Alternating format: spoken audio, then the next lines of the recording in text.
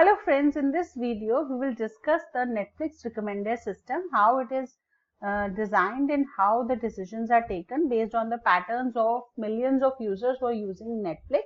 And this is the third example of the machine learning series where I am just introducing the examples and how the decisions are being taken. The exact techniques we will discuss when I will cover the machine learning algorithms later. Now suppose you want to, there are four movies, movie A, movie B, C and D.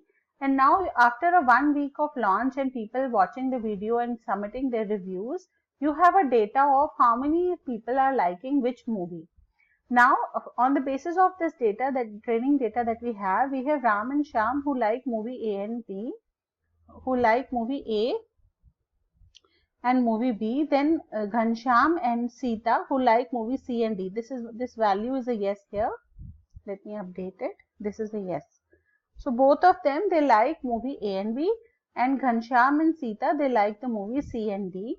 Now we want to predict based on this data. We understand that if someone is liking movie A, they will also like movie B, and if someone is liking movie C, they will also like movie D. So this kind of a prediction can be made from this available data, and therefore we can apply it to other users. If a user is watching movie A, then we can recommend to him that he can also watch movie B because it is being liked by people who have liked movie A. So this is how the recommender system is going to work on the patterns in the data. That is how many people are liking which movie and what similar movies they are liking, and then we can suggest the movies to the users. I hope this video is useful to you. Thank you very much for watching.